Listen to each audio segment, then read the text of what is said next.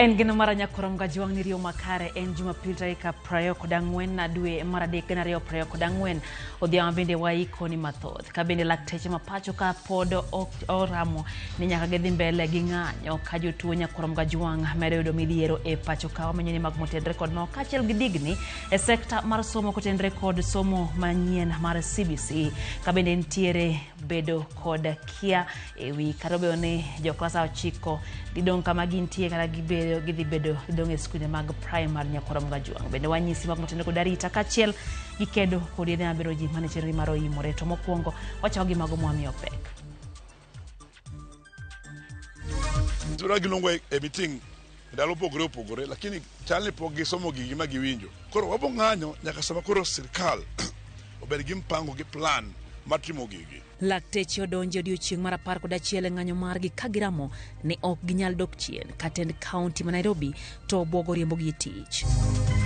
Ka sirkal nong'eyo ni grade 9 onego bed ni bedo e junior ma obduogo bedo e primary to sirkal dikoro nosetimo gik moko mapiyo moloyo kelo hadithi mang'eny. Ng'ur podo kwako somo mar CBC kamoko kuom jonyuol seo sirkal kuom lando ni jopuonjre mag grade mar 9 biro mana bedo e alwora mar skunde primary higa manyien. Saini kama iko na 15 years sipendi kuchanua, ukiweka dread hautachanua, kwa hivyo inamea tu na ni urembo. E sigana makende kawuono warango miyo moro man kod yewich maboyo ma ing'eyo kaka mano maboyo mogik e pacho ka.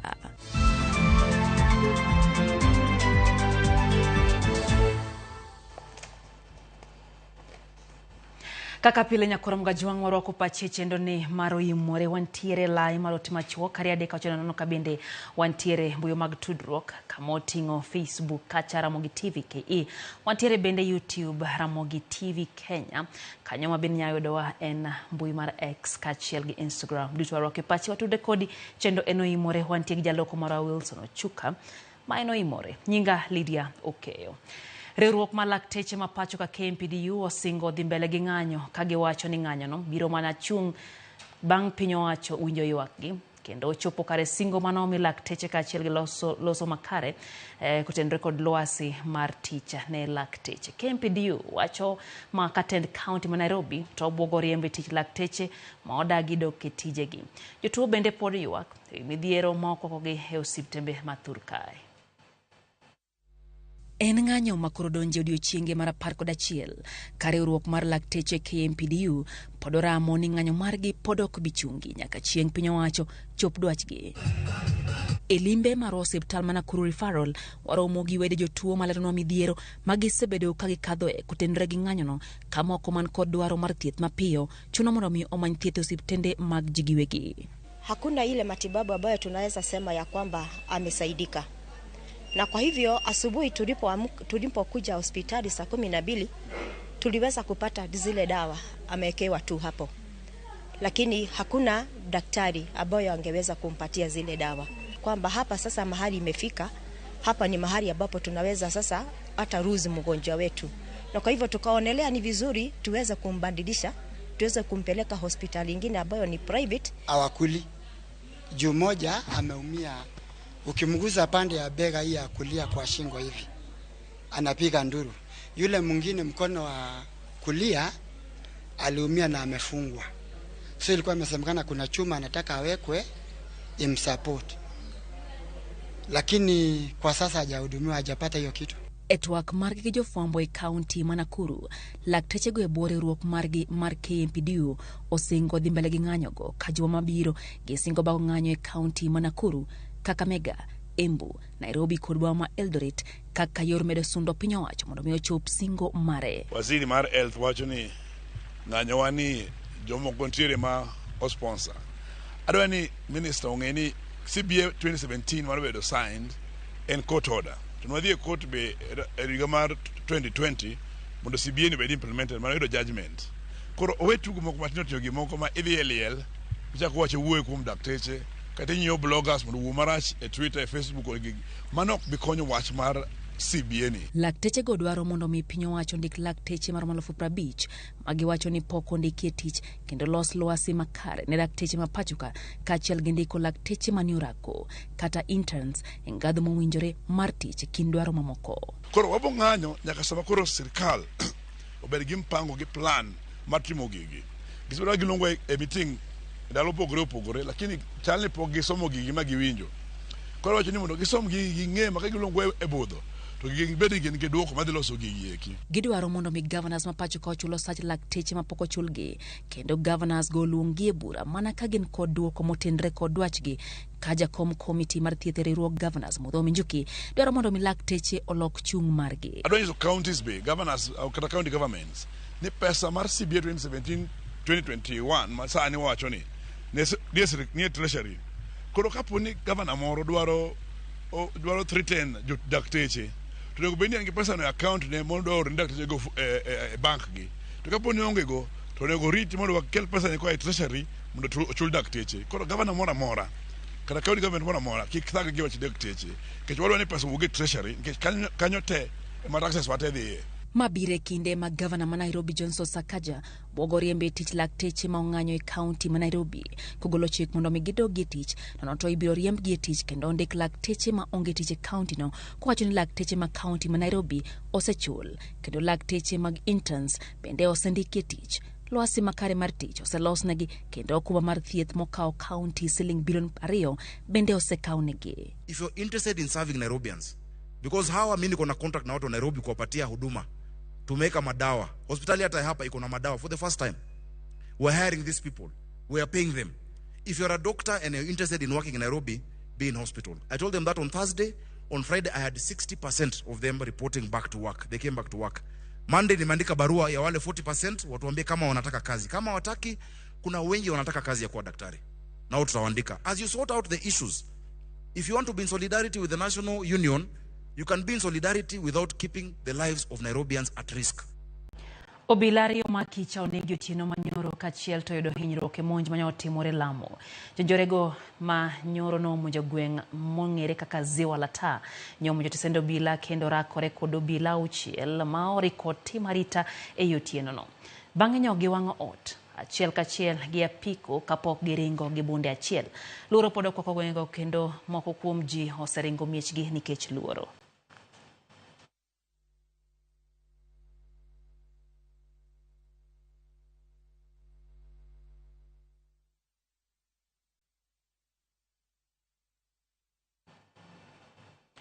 Mama Rachel Ruto ma en mino jatend piny Kenya okwo joriembo mag nyamburko mondo miyo kaw ting' marito ngima jowuoth magiting'o e ndara. Mama Rachel lose lamo mano obagi ne ringre jopuonjre 11 mag mbalariany ma Kenyatta University manyocha otho masira mar ndara e gwenge ma Voi. Lamono no obagi e mbalariany no kendo no yuore gi familia mag jopuonjrego. Jopuonjre kod jotend mbalariany e kind mamoko. Duto ne gichiwo luor mogik kod lamo ne chunje jopuonjrego ma opar kaka mago mane nitiere kod lek mag loso ngimagi kokale yorego mag somo. Jopuonjre mamoko 15 manyocha oyudo hinyruok e masirano bende pod yudo thieth e osiptal.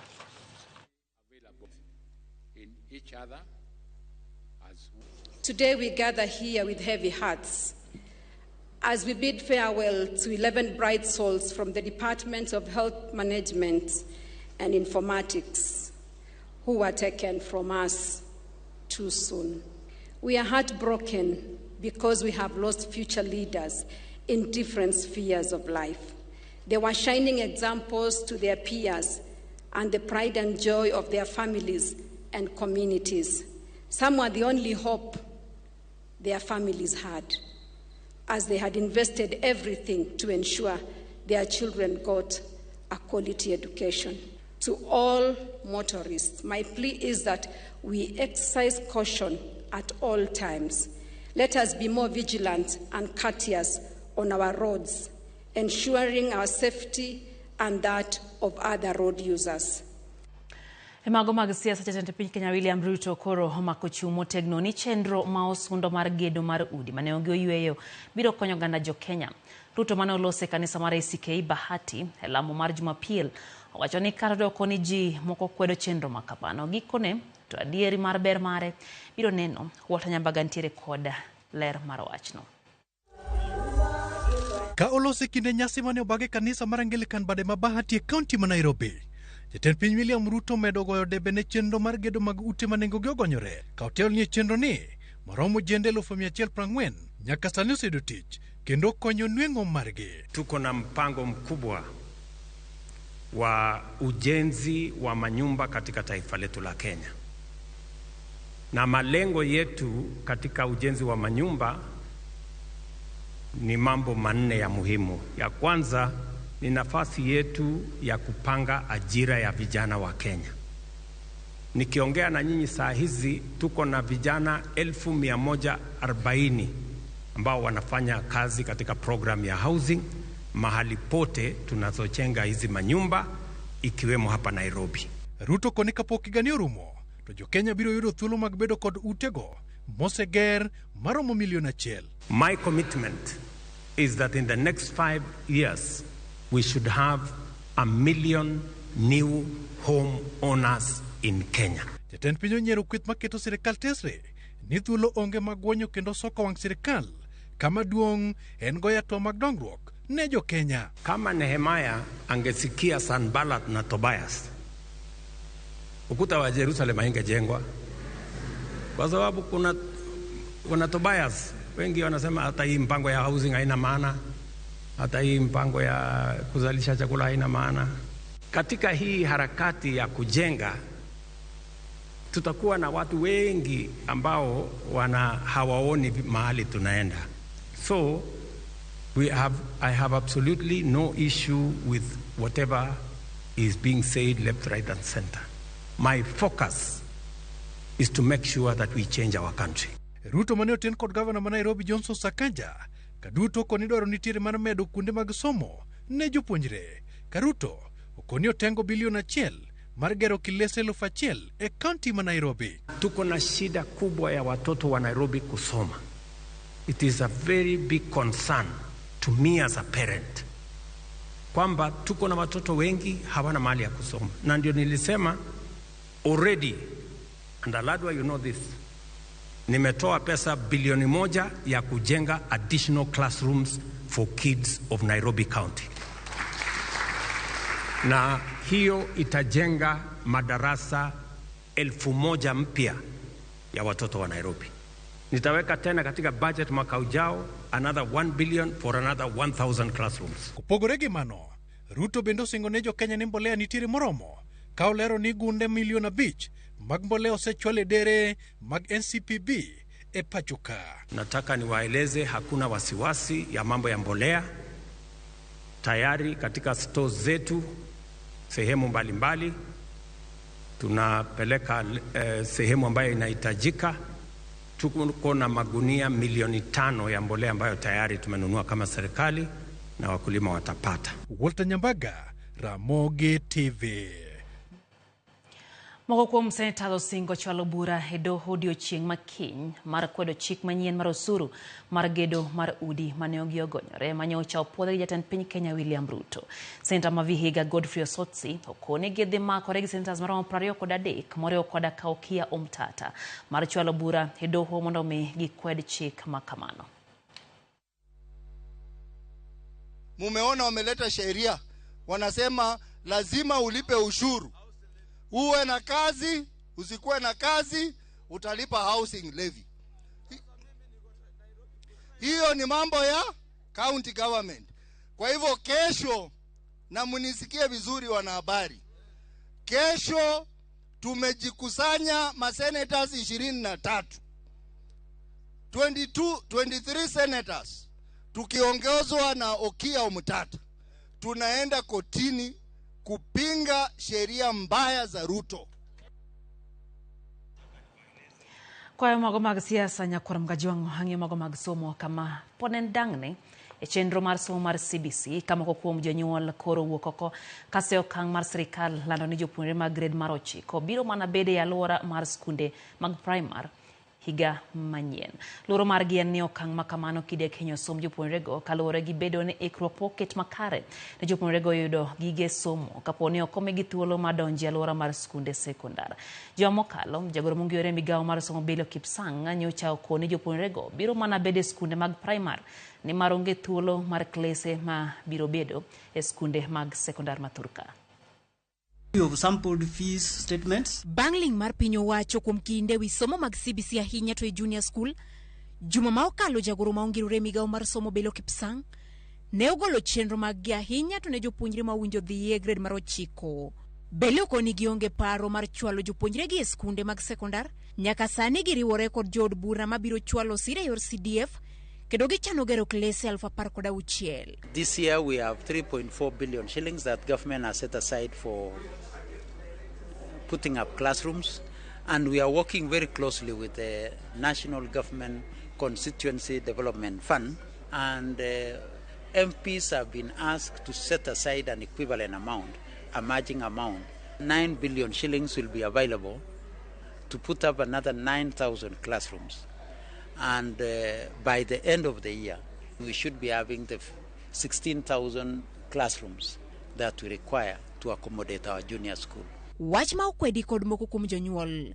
Ato ka support because by next year what they don't know end up no onge form ones they be empty. Kora kwa government okaw jo grade 8 masane kanyalo reto gitim paint next year gidhi represent form ones e high school. Koro sani the next 8 months modong gi government ok dhi nyalo chulo pesa no. Do bedo gima ber mar mondo nyithi primary, nyithi junior secondary oyud kaka nyalo yudo puonj maber e capacity madwarore. Kata mana sir mar NGCDF bende gikoni ywaruok osebede ma ok owinjo bed ni gogo kwano matin ne dweche 8 to higa rumo kendo somo mag grade mar 9 chakore. CDF be waneno ka sani gi ywaruok nitiere ma yudo ka mbungo biro piny pesa no tin mano gotero gini pod ok rom. Koro kikuuna ni gino dhi duration bosara. Ka sirikal nong'eyo ni grade 9 onego bed ni bedo e junior ma oduogo bedo e primary, to sirikal dikoro nosetimo gik moko mapiyo piyo moloyo kelo adithi mang'eny mag jini CDF. Ne gibiro tengo pesa e CDF, to CDF no wajumbe yware gi sirikal e wach CDF. Riwruoge mag jopuonj bende ywak ni piny owacho oseywa ng'ich e tieko midhiero ma jopuonjre mag junior sekondar kadhie. Wagero ni sirikal nigi paro mar kawo pesa kwa our MPs, members of parliament, to de waer nikech MPs ema pogo pesa e budget e bunge. Gikel pesa moromo manyalo gero classrooms, manyalo gero laboratories, manyalo gero other facilities e sikundege e samo winjore. To nikech sama ko nyithindo gi grade 9 is now becoming a very senior class under junior school, and therefore facilities you be in place ane mabende kaber to chakti kod moko mapo kotimore maber. Somo mag junior school osebedo kod ng'uro koa kuom riwruoge gi kende to kata mana jonyuol. Aneno ka sirikal temo tugo kodwa nikech gik mosebedo kochiko te ok osebedo katimore, omiyo nyithindogi to dhi wito nigi hapgi mar somo. Ok awuoyo kaka ng'at ma nigi more gino, but owuo koparo kata wajumbe bende obed kod bura no parliamentary ka giparo to gima gikadhono en gima dhi timre koso gima dhi timre. Ka chung' mar piny owacho to en ni ikruok oseket makare kendo klesego ibiro ger kapok higa orumo. Gedogi bende biro riwo mag kuonde timo nonro mag science kata laboratories. Judith Omondi, Ramogi TV. Ekieni ma sirikal tiyo matek mar kedo kod math ma ok opuodhi kod yedhe mamero ji, jodolo kwa mondo mi odonjre chenrogo kokalo kuom jotend kanise tiyo kamoro achiel gi sirikand loch gwenge. Frederick Ngugi, ma en director mar duol mar Nakada, noyore chenro manobagi kanisa mar Jesus Restoration Center mantiere Njiru hekar chung'od bura Makasarani. Opo chenro mamoko kuom kanisni oseketo mag timo hocho ne rawere mano osedonje math mar kong'a sasa kod yedhe mamero ji. Bende gijiwo jotelo mawuok e gwenge ne alwora Manjiru oriwre kamoro achiel mar konyo rawere ma oseweyo tiyo kod yedhego kendo migi kuonde ma ginyalo time ohala. Want to call upon all the pastors of this country, including imams and sheikhs and hindus, to follow the same suit. Call these addicts that are in the street to your worship places, feed them, love them, talk to them, help them, because if nothing is done, they are dying in the street. Kama mimi ni ombi langu kwa my ACC na DCC wangu wa area hii barabara yote ya Kangudo Road, there are so many open spaces. Wamepea watu wa mabiashara aina zote, lakini wamesahau vijana wetu. Kwa hiyo tu spaces wanaweza kuweka tangi yao pale waoshee watu. Tunaomba watu ya bishops na watu wengine waanze kusaidiana na Bishop Njoroge tuweze kusaidia wale watoto wako na shida. Daka na pago chiko nyakora mgajuang bang sadek marotieno chenro eno imore hero kamano kuom medo kete mana ka RamogiTV enthula bende koro adwano wakao yuyo mokwongo hang na kawo moko kuom pachu kae kaka no asingo kawo pachu e chenro nyakora mgajuang ayano ka Samuel nyakwaro lweny wachana mora ahinya gi nyithindo mag CBC okomor ne nyithindo mag CBC didong pacho e kinde maunjo bedni gibede e skunde maturkae. Eno bende Sara Singa kantie West Kanyamkago wachoni weche gichopone e yo makare. Geoffrey Omondi Jaumoche wachoni entiere rangwe kar wachona mora ahinya koda weche gi magoyi more kendo kete mana ka RamogiTV chola ni kacha in bende kantie Nakuru wachoni habari pek meli hero kama no Robert Alicia Wendi aneni kacha in bena eno bende Oduor Olima wachoni entie Bungoma weche gichopo ne makare nikanyo gijao de Dorina mama Asipo kaito Hayany Benbela to wachoni Nyandembra kwa bwai weche gichopo ne eyo makare. Frederick Barak wachoni entiere wengo mag karakati gruok mar Jaramogi Oginga Odinga University kaito wachoni sirikal okungotim gima lakteche dwaro moloyo buogo riembo gi tich mondo mi heka weche go odong'eyo makare. Eno bende ka Otis paka muol to kwalo wacho ni entie kwa bwai kamoni radhure kata wacho ni weche gi chopo ne yo makare wacho ni weche jaka wach marabari gidoluo donjo ne yo mowinjore Otisero kamana. With Jarodi wacho ni embe entiere kodwa chendo ne makawuono beano ote maroguda ka Yesu wachoni en bende entiere kodwa e chenro ne mar oimore kata kamano wachoni ntie classes mane wuod mamangina ogere high school to wachoni ere kama klase go dhi to ni wachoni jograde 9 ng'e kumonjo bedni donje aparo ni mago duok monjo bedni sirikal bedo godo kendo en penjo makare guda kaisero kamano. Eno bende ote mar Jakom Gideon Midega mano nyakwara Dorka wuodo Yoma Ogango kantie Kisumu County wachoni jotuo winjo mateke ute mag thieth to sirikal to mako mana mos ka ok ging'eyo ni kata gin be samoro gituo to lakteche hema konyo ngimagi. Kaeno bende ote mar Odhis Matongo Odhis wacho kacha ni entie makare kendo Alego Sanda Ulawe weche gichopo ne yo makare mano engineer. MC Odira Notali kantie Ndhewa Frederick Barak bende wacho ni kaka pile weche gi osechopo ne e yo makare kata kamano gi ama kodhoge en ni kaka wacho ni broger klase ipanger gi pile nyaka ne chak gergi mano penjo mopenjo kanyo. Pastor Juma Orundu wacho ni ose checking kaka pile bangi injili ero kama na nyawo jadolo ayano bede Pastor Collins Odindo. Pastor Collins wachono sedonyo kaka pile enti Nairobi County gimino de Alili Nyar Kabondo mano kod nyamer giteri kaito wachoni Joana Chiel wachoni kar chakruok wachni nitiere kendo wachni kod Nyasaye wuoyo nyalo kelo duoko maber kendo oganda winjo bedni bedo piny sirikal gi lakteche obed piny mondo giwachie wach wacho na ng'adi mon jotend piny Kenya kod lakteche wuoyo mondo me giwinjre nikech jopiny ema hinyore. Mano ote mar Pastor Joana Chiel kar chakruok wachni nitie nyakora mgajuang wach kosebedo wakawo yo matin oduogo maino imore kikidhi mabor.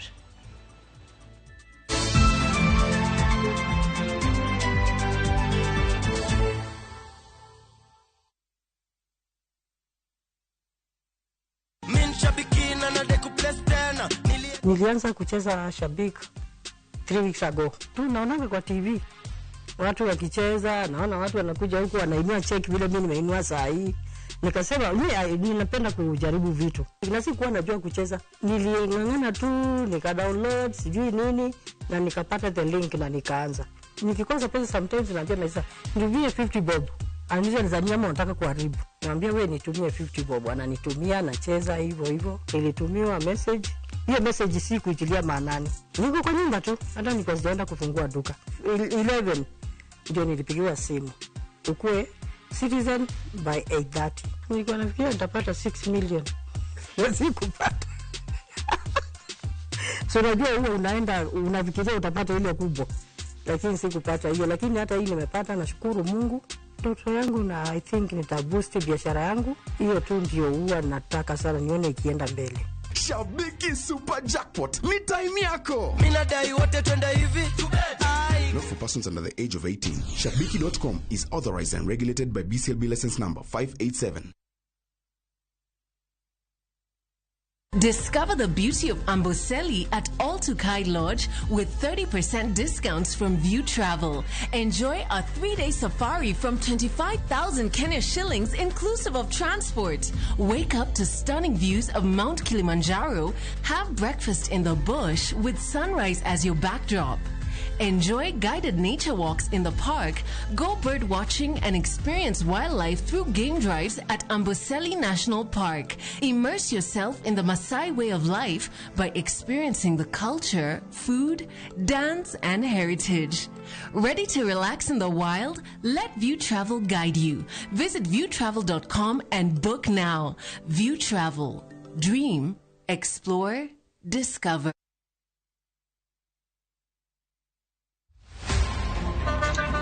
Baya, tuanze kulipa kadi sasa. Na kadi ni cashless. Umesema tunaweka pale? Na kwa ile namba. Mimi niko na cash. Nisaidie hiyo do na namba yako ya simu. Na kusoti. Kain jawuoth mar matatu e safar machiegni kata mabor. Non kendo yang ni chulo fare mari kokalo e yor mbui. Non ane ka yudo risit mari e simbi. Kama sira ujuki, kendo idwaro ni ochuli gi kambi mar okumba. Risit mari kata digital receipt. Eneno mari ma ibiro golo. Ka in wuon matatu, dwarore kokalo kuom okumba mari. Mondo ibed gi yore mag chudo kokalo e lony manyasani. Mondo matatu mari oyud okumba. Mambo ni digital. Tudri gi jal ma uso okumba mondo ing'e mathoth.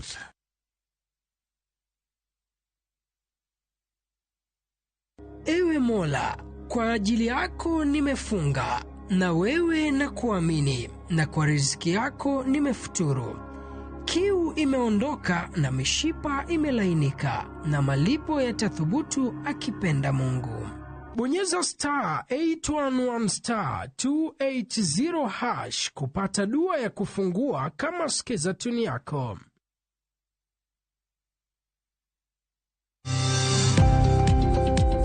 Ohala gi mwandu wakelo ni jolony e weche ohala. It is important mondo wan kaka joluo wabed gi dongruok. Wafwenyo ni adiera matut mag timo ohala. Tijni kidwa time en mana mashin mar luoko to gi kuminya yude pi.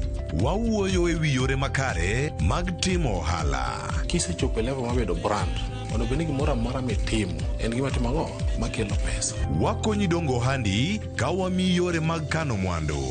Investment group kawache mana gi nyinge no en choko pesa kasto ikete kamoro kasto golo nyinyo. Mabiro konyi e kinde mabiro. Omiyo wakwayo ni ji duto ket pesa gi e savings mondo wapuonji kaka gibiro tiyo kodo. Riwri kodwa chieng' tich ang'wen saa 1:45 otieno. Mana e Ramogi TV.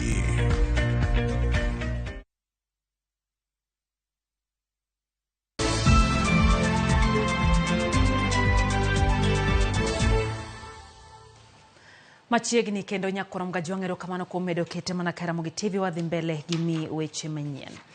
Jokristo manie kanisni mopogore opogore pacho ka nobago nyasi mar yango Sapothith, ma nyasi magiparo godo kaka norwaki Yesu Kristo e boma ma Jerusalem. Jodolo ma kanisni nochiwo ote wi chal mar piny Kenya. Kendo moko kuomgi wajiwo sirikal obed kod winjruok gi lakteche masani ng'anyo mar reso jotuo masani sandore e ute mag thieth. Jojawa kone gi ler koya e kaunti ma Mombasa. Kanisa jokopere ma Konsolata e likoni Mombasa en achiel kuom kanisni mane obagi e nyasi mar Sapothith. Kae, oganda jo-Kristo kaachiel kod jodolo ne jolorore e alwora mar kanisano ka giting'o othith kendo giwer.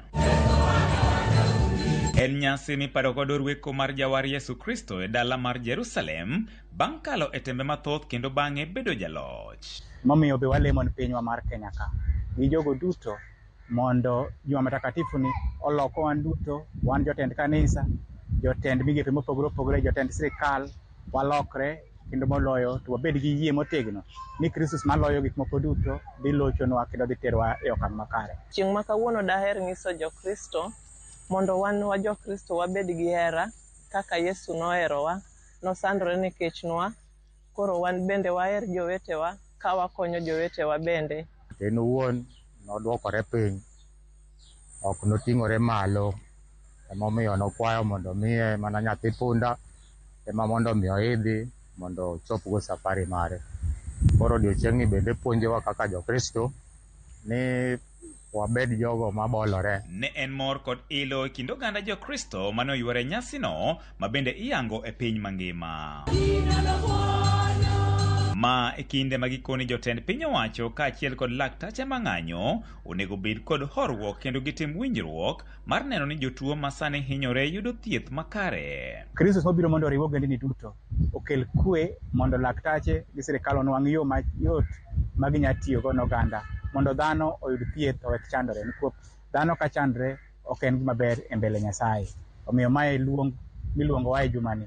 Walem ni kuonde man omokogo, kuonde mantie chandruok mopogore opogorego mondo tondo ogonyore, mondo winjruok obed makare. Ujumbe ambao tunapatiana na maisha yetu yaandamane pia na ile imani ambayo tunakiri, na tukiwaombea pia viongozi ili waweze kuwa wapole, waweze kuwa ni watu ambao ni humble. Kwa machielo, Baba mwema, twashushia za vijana hawa, wengi wao ni wanafunzi. Jakom riwruok jodolo ma jokopere Archbishop Martin Kivuva ne bende oywore nyasi mar sapo thith e kanisa ma Chuda.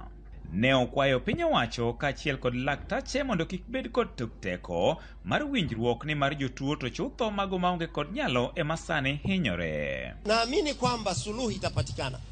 Nasi tunaomba serikali, tafadhali msiweke shingo ngumu kusema mpende musipende. Hii si njia nzuri ya kuleta maafikiano. Kwa hivyo kama kanisa, nia yetu ni ile nia ya mwananchi anayetaka hospitali zetu zirudie kama kawaida, ziwe na dawa, ziwe na wauguzi, kwa sababu hawa wakigoma, hasa public hospitals, mwananchi wa kawaida anaumia. George Aoko, Ramogi TV, Mombasa. En gino mar nyakono mga jongi bedo kod sapo thith makare kendo wakwayo nu hawi maber. Jolonya jiwo ler mar alwora. Onyiso luoro ni chido mar dhowedhe mag nam Lolwe keto ngima rech kod le mamoko ma odak e pi kamarach ka tuoche bende ochomo jopiny gi ng'ong'o. Achiel kuom dhowedhego en dho wath ma Wadiang'a ma yudore Suba South e kaunti ma Homa Bay, kama dho wadhno yangore ni taka otimenewa kendo chwe donjo nyaka e nam. Jafwambo marwa Ali Abich nitiere kod ler koya e kaunti ma Homa Bay. Ma en dho wath ma Wadiang'a ma yudore e boma ma Sindwe ka chur bura ma Suba South, kendo ting'o jolupo mathoth kaachiel kod johala kaluwore gi chenro mag lupo madhi e nyime. To kata kamano chido ma dho wadhni ochidogo kelo luoro ne jolony e weche mag alwora ma wacho ni miyo pi nam Lolwe lel kendo keto e andaki ngima rech kod le mamoko modak e nam Lolwe. Chupni mag plastik ma osetigo, jwelni kod taka mamoko pong'o dho wadhni kendo chido alwora, gino ma omiyo riwruok moko mar piny owacho ma ong'ere kaka Lake Region Empowerment Network LREN ka omakore gi riwruoge mamoko tero chenro mar keto ler e dho wadhni. Ne waneno kaka LREN ka wa join gi partners wa kaka Kenya Forest Services, Kenya Fishery Services, the Victory Fish Farm, Jonema, mondo kawuono wa join yawa ma tiyo kaka jolupe nam, ma tiyo kaka go wala e bich ma Wadiang'a ka, jogo tema ni alwora ni ma ngimagi ongino kuom weche mag nam, mondo watim rito alwora obed maler, to bende wapuonjre kaka wanyalo rito alwora obed maler. Dho wath ma Wadiang'a ni mane tuo manyaldiema omuoche higa mokalo e kaunti ni, kendo jolony e weche mag alwora wacho ni ler mare ka ok orange yo malong'o to nyalo medo kelo hinyruok ne jopiny kaachiel kod ngima rech kod le mamoko modak e pi, ka gidwa ni jopiny modak machiegni kod nam Lolwe okaw ting' mar rito alwora. Ne wayweyo beach ni mondo obed maler, nikech kae Wadiang'a kae manyocha kolera ochakore godo. Koro nwariwore gi jo partners mopogore opogore gi Ministry of Health mondo walos Wadiang'a. Kendo gima watimo kawuono, wapidho yiende mag bambus. Bambu en yien makonyo e weche mag rito alwora mag wetlands, mag awach ni kuonde mag thidhia. Nonwa wacho negi ni their waste is their responsibility. Tiende ni chilo magi kaka giluoro, kaka gililo alwora en responsibility magi. Duol ma ochung' rito alwora NEMA wacho ni taka miwite nam Lolwe kama oting'o jwelni kod chupni mag plastik njawo mokalo pi nam Lolwe kendo osemiyo kwan rech odok piny e nam. Wayudo ni taka mang'eny e Wadiang'a beach kae en taka ma en plastic bags. To kaka ung'eyo ni plastic bags waband, to kaka NEMA wa urge the locals ni giwe tiyo gi bags ma plastic. Dispose the pampas also at the right place. By kagitimo kamano to wabo ensure ni tuoche gi wach lupo ma jo lupo complain ni stock mar fish olal kata onge fish e nam bodok chien. Ka jolupo e dho wath ma Wadiang'a to wacho ni chido ma dho wadhni ochidogo osehinyogi e chenro mag lupo kendo koro gikwayo migepe ma opogore mondo oriw gi lwedo mar jiwo ler e dho wadhni. Wayudo ni adieri gigewa mwatimo kata activities mwatimo ka wasebedo kwalilo pi e yo mang'eny, omiyo nyaka sani lupo marwa odok chien, rech marwa ni chien, kata mana tuoche bende wayudo mopogore opogore. Koro kane gibiro mar mondo mi gikonywa e rito alwora, wamor kabisa. Wakwayo ni any department manyalo yie mar mondo mi oriwore gi LM mar mondo mi gikonywa e rito alwora nyalo biro at any time mar mondo mi gikonywa, nikech rito alwora ni en beach maduong' to seche moko ok wanyal nyale kendwa. Alia Beach, Ramogi TV, Homa Bay.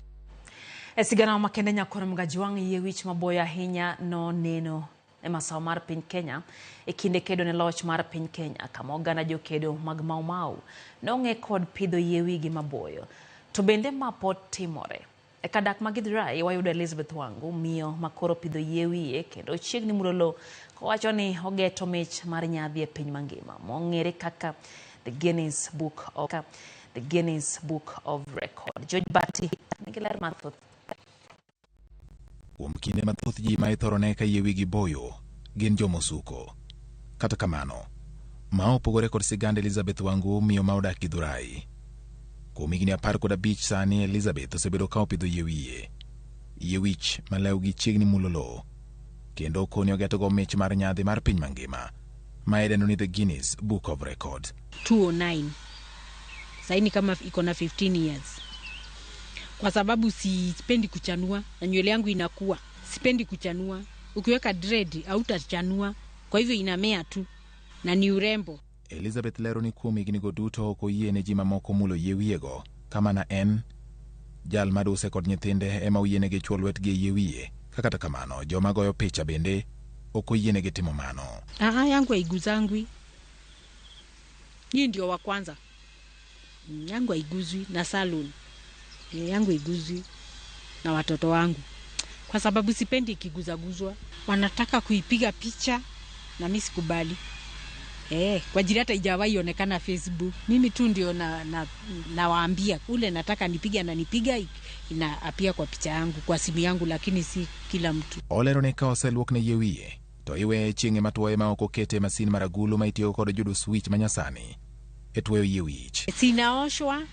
Inaoshwa ikioshwa inaoshwa vizuri, alafu inapanguzwa, alafu inapakwa wax ikiwa tu bado iko na tumaji kidogo, alafu inafungwa na mambo inaisha. Huko kwingine inaenda ikikauka na jua siingiagi dry. Basi mimi naona kuna secret ya kuingia kwa dryer.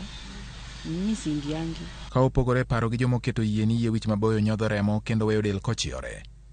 Elizabeth Koni en pok oneno ka dende odok piny kendo wacho ni chiemo maber miyo dende pod bedo gi chia kendo mapichni. Ebu niangalieni muniambie, unajua pengine nyinyi ndio mnaona mimi sijioni. Inanikunywa? Haijanikunywa. Unajaribu kukula vizuri. Sana sana napenda nduma imechanganyishwa na mandizi ya Kiganda na ngwashi, nina karanganga. Na juu nawekelea spinach. Na saa ile ninasikia kama kiu ninakula miwa sana. Napenda miwa. Nywele na miwa ni poa. Na sikunywangi juice ya miwa. Nakula miwa. Siendi kwa wale wanatengeneza juice, hapana. Nakula miwa. Kama ijatolewa makoro. Yani kama ijachongwa. Kata obedo ni onge adier mar nonro mar sayans matudo chuny ler kod yie wich maboyo. Kaluwore kod Elizabeth Wangu, jomo pidho yie wigi thoth gi chuny gi ler. Na ina glorify God.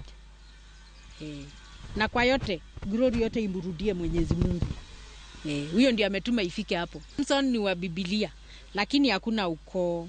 Lakini wale wengi wako na dread, roho zao ni safi. Roho zao ni safi. Wengi wale wako na dread. Si wengine wanakuja kuona mambo huku, si hata nywele yangu inaweza uoni. Kata obedo ni poko yangore ka chieng' moro noliel yie wiye. Oruo wuda ming'a nyalo miyo chieng' moro Elizabeth luare lekne mar yudo mich mar nyadhi kendo mar adhai mar sigana mar piny mangima, The Guinness Book of Record, kaka lek mare osebedo ka ochung'. George Bati, Ramogi TV. Ma bende wachako kao yueyo machielo. Chenro en oimore na nyisi kachane wanyalago kodi mbaka wayao thuolo kanyo mondo mi wawinjie pachi kaka janeno. Eno kanyo ka Father Peter Ojwang Orono wachoni omora ahinya gi wechegi mag oimore kendo entiere kodwa e chenro ni gisani. Pia neno ote mar okil Jojo Sino wachoni omora ahinya gi chenro ni mar oimore en bende kendo seche kaka pile. Kennedy Kombima wacho Ramogi TV chopo ne gweng' mar Ruiru kaeto kodira Fred kantiere Eldoret aneno oti kanyo mari bende. Matthew Zomondi wachoni enbe entiere kodwa kata kamano ento wacho ni ntiere oganda ma onge kata ute maglum to pod gipingo ugedo mar ute mane onge ogonyore. Wacho kanyo ni wawene jatelo thuolo mondo mi oger ute kako pange mondo mi ongana jo Kenya ong'iyane na paro ma entiere go. Jekono yugi ni kacha iwacho ni gwengo ma Embakasi wechegi richoponi eyo makare erokamano kuom ote mari. Mediane no Prince Charles Wood Juma wacho ni ugenya masiro kamoro ni inungo wechegi chopone eyo makare omora inyagi chenro mar oimore. Entiere Juja Kiambu haya. Eno bende ote mara Kennedy nitiere kod wach kacha mak aluga japeng' achiel mar Bom Center wacho ni wechegi chopone eyo makare en kanyo gi kodwa nyaka giko. Joram Owiyo Gao wacho ni en wuoda hero wechegi chopone eyo makare wengo mahero kendo wacho kanyo ni Kenya sani dwa lamo maduong'. Wacho ni en monj mapile kapile mi oganda koro lamne piny mar Kenya. Leo tawora ni kacha in bende wacho ni intiere kodwa kaeto Fredo Bura kantiere kodwa chendo wacho ni hadithi njo nyaka karango jatend piny nyaka koro ketie gik mowacho ga tim mondo mi oganda ne gigo mosetimo. Elvis Odhiambo Obilo to wacho kacha ni entiere Garissa gin kanyo gi Thomas Obuya Wodorero Nyaguok kachiel gi Jaode Docas kod Festo wechegi chopo ne gi makare. Alan Tindi kantiere Mbita wacho ni en wuod Kanyada Nyal Kinyi wechegi chopo ne makare kumwane Mbita Town. Ouko Jama Sala kantiere Kisumo Nyamasari aneni kacha in bende. Aneno bende Onyango Samuel Azizla wacho ni osechekin kaeto bende ote mara Benta Charles kantie Karen Nairobi wacho no mora ahinya gi wechege. Mosh Digaro Land Cruiser wacho no kwedo wach mara ni jogreda 9 biro dong' e skund primary kaeto wacho ni kecha poka hikruok obede malong'o hikruok no bed ni keto kapok nyithindo go okaw godo kanga mora mar somo. Neno bende Toza wacho ni entiere kendo mora ahinya gi wechegi. Aneno Mary Achieng wacho no mor gi chenro mar oimore nyakwa mo jongo yo matin kata kono maduogo kod mago hala kachiel e mago mag tuke chenro ni mar oimore kikidhi mabor.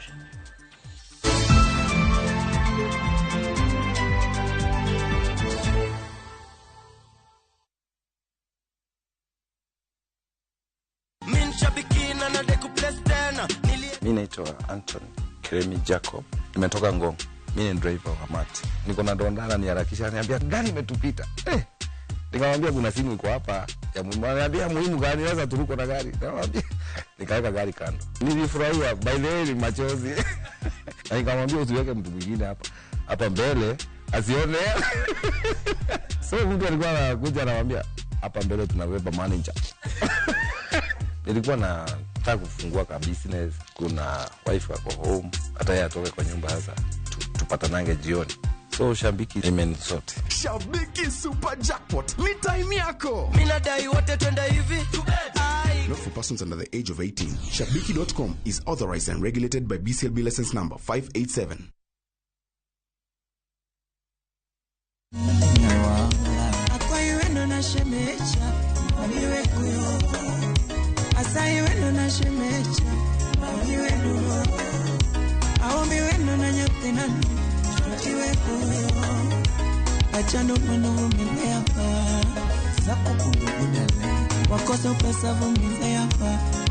Dial *487*3# to get this song.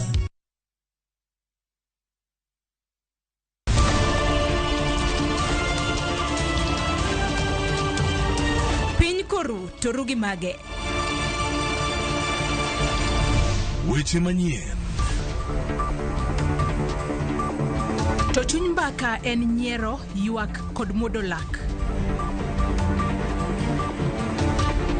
Matwak kod duond jopiny. Nyakora Ramogi machiegni neno weche manyien. Ma en rupiny kod mbaka oromo. Ramogi TV.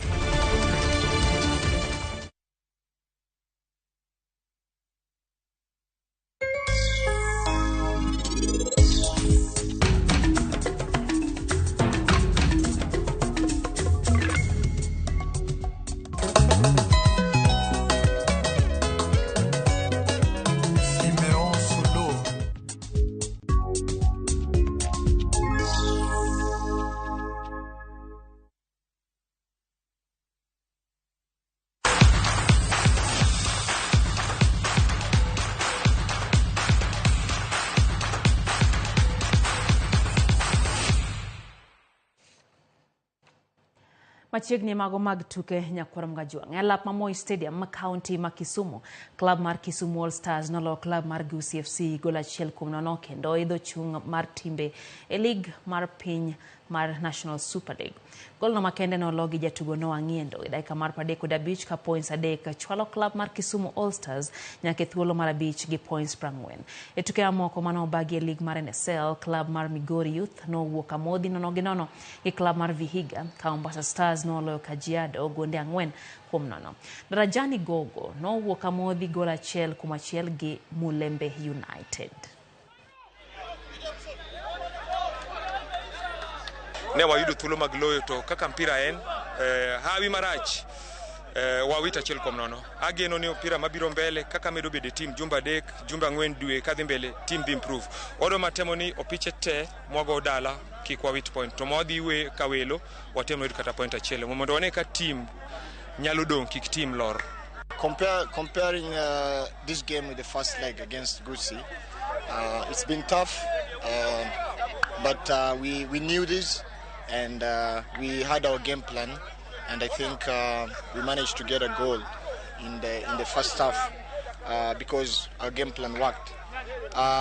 Coming in the second half, we had to take the game to them. I kind of felt like it was a bit slow in the beginning, but we picked up, and we managed to get that goal. Riwruok matao tuke magadhula pacho ka FKF otieko tiegruok mar jopuonj adhula rang'iny mar CAF mane bage skul mar Kenya Institute of Special Education. Tiegruok no okawo dweche 6 ka jopuonj maromo 25 yudo obokegi mag CAF. It was quite an intense course for sure because it is first of its nature in the country, yeah. So we learned a lot. We hope that we have imparted a lot to our coaches. Our coaches deserve the best. They are young generation, and the modern trends of football dictates that you must always pump a lot of very positive information to them to see if we can change the magnitude of the game. since it's also one of the latest trend where science and football is really moving hand in hand, we made sure that there was more science into everything they did in terms of mastering the periodization, because coaches are always the performance analyst. Ikruok koro chieng' ne tuke mag Safari Rally ma higani mar 2024 ka tuke gi biro bagi kind tarik 28 gi 31 e gwenge ma Naivasha. Adrian Fokmax mawuok e piny mar France, Terry Neville mariembo ne tim mar Hyundai gin moko kuom derepe manondikore e higani ne piem ma kama ka gisemolo pacho ka motelo ne tuke ma kamago. Timbe koro keto ikruok margi mane onegi yudo loch. Tielo ma Kenya en mano mar adek bang' tielo mag Rally Monte kachiel gi Rally Sweden.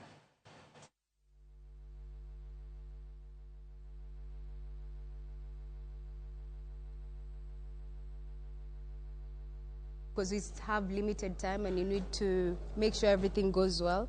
So far the cars are being prepared, and we are just prepping ourselves, doing a bit of fitness here and there, and eating healthy diets, and trying to make ourselves physically and mentally prepared for the rally, because it's not easy. It's not as easy. The stages there are very hard and tough on us, so we have to build ourselves in readiness for the rally. The car is almost ready. We'll test it throughout the week, this week, and then we start recce on Monday. So it's come up pretty quickly. The preparations are good. I've been using another car to try and just get hone my driving skills. But actually getting in the car will be the first time will be this week at some stage. Kumachielo njaloch tuke mag Kenya Cup Cabras RFC no jotuga paga biche koni gi koni e tuke mag rugby. KCB no lo team mar Nondies points padeko dabiro kuom 9 kendo ngado tiko mar finals kingi gi team mar KCB. KCB kumachielo no lo team mar Menengai Oilers points padeko dachiel kuom paga chiel e news finals mano bagi alap ma KCB Sports Club. Darwin Mukidza no mio Joe Bengi ma KCB points adek mokwongo okale opija choma kapok jatugo Abdulwalib Wesonga mio Oilers points 6. Vincent Onyala mano donjo ka Trevor Odawa mano yudo hinyruok no mio KCB points 5. KCB noduogo gi liet bang' jotugo wuok e yueyo kendo yudo loch. Final ibiro bagi tarik 6 dwe manyien. Really worked for us is that we more focus on the points on the board. Any points, either 3, 5 or 7. So that's what we went for. We knew they were going to come to us as tough as they were. Team mar Barcelona Ladies SC gi mano mar Lisa FC mawuok Laikipia nosidh kaka joloch mag tuke Safaricom Chapadimba gwenge mag Masawa ma piny Kenya mano bagi alap ma Wanguru Stadium e county ma Kirinyaga. Lisa FC no bedo kod tugo maber bang' wuok chien gol 1-0 kendo yudo loch e finals bang' loyo team mar M-Pesa Foundation gonde 3-2. E kidieny mar nyithindo manyiri, team mar Barcelona Ladies magin joloch nyadiriyo tuke mag Chapadimba kendo joloch nyadidek gwenge Masawa noloyo team mar St. Joseph gonde 5-0. Bang' tilo mar Central wuoth koro ochomo county ma Kisumu e finals bang' timbe duto mane oyudo loch.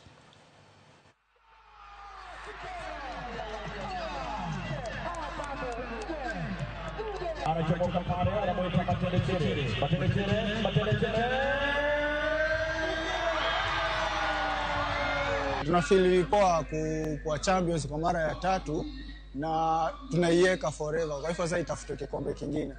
Then wale wasichana walipata msukumo kutoka kwa wale watangulizi wao. Juu wanawaambia kila siku tunawawatch, wanawafuatilia kwa mtandao na wanatuambia sisi hatukuifanya mchezo. Tuliweka historia, lazima historia muimaintain. Ushindi ni utamu, hivyo ndo wanasema, kwa sababu tunaisikia, tunaienjoy, tunasikia vizuri. Mara ya kwanza ndio, lakini tulikuwa determined. Ni mara ya kwanza tumeingia kwenye Chapadimba, lakini vijana walikuwa shakuwa determined.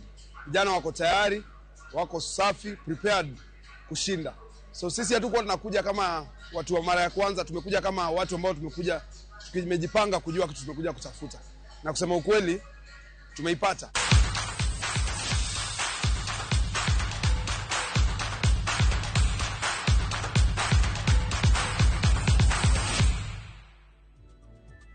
Gikanye mwatieke chendo maro imore nyakora mgajuang erokamano kuom kete mana ka RamogiTV ongalo jakabanjo wachoni kabanjo weche gichopo ne giyo makare.